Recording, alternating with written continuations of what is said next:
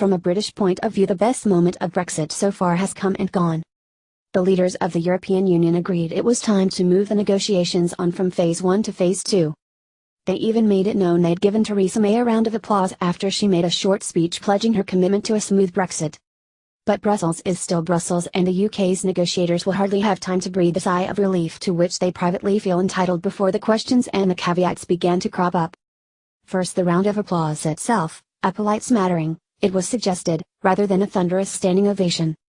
And then of course there is the more important question of what happens next. The UK's chief Brexit negotiator, David Davis, may favour something of a swashbuckling approach to these difficult moments, but the EU favours a disciplined, structured, rigidly controlled process more akin to buying a house than writing a speech.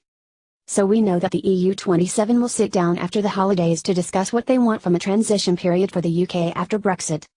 The President of the EU Council, Donald Tusk, put it like this: as for the framework for future relations, it is now time for internal EU 27 preparations and exploratory contacts with the UK to get more clarity on their vision. On that basis we should adopt guidelines and start negotiations next year. I trust that the unity on the EU side will continue.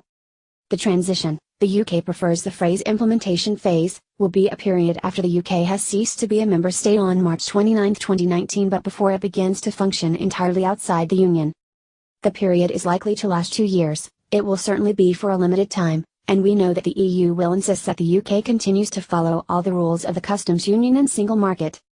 In effect, it will seem pretty much as though the UK is still a member state, with the crucial difference that it won't have a vote or a voice in EU decisions. The UK may not be happy with that. One member of the cabinet, Michael Gove, has talked about the possibility of the UK leaving the common fisheries policy early, and Foreign Secretary Boris Johnson has argued that the UK could be bound during a transition by all the EU's existing rules but not by any new ones passed after Brexit Day. Here's the problem for the UK. Any time you spend haggling over the terms of transition will in effect be subtracted from the time available to discuss the overall future of EU-UK relations, including trade, security and defence. And businesses, banks and the city will be putting the government under huge pressure to get the transition sorted in order to give them the certainty they'd need to plan for the future. Sometime later next year, let's say in March, the EU will start to plan its strategy for negotiating that overall future relationship. All it knows for sure so far is that the UK has said it's leaving both the single market and the customs union. Expect a clamour for the UK to spell things out in much greater detail to grow in the weeks after the Christmas holidays. The political backdrop to all of this is that the EU 27 is now resigned to Brexit. It's generally accepted now that it is going to happen, but plenty of European politicians remain hurt and mystified by what they regard as Britain's decision to decouple itself from one of history's primary engines of peace and prosperity. Estonian Prime Minister Jüri Ratas put it like this: a divorce is always sad and always very, very difficult.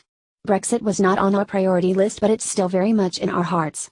I am very pleased that we have achieved sufficient progress in negotiations to start discussions on our future relations. For keen EU watchers, the key phrase there is sufficient progress, a grimly familiar form of words that you haven't heard the last of. Even the Phase 1 issues, the divorce settlement, the Irish border and citizens' rights, are not finally settled. The progress on them is sufficient rather than complete, after all.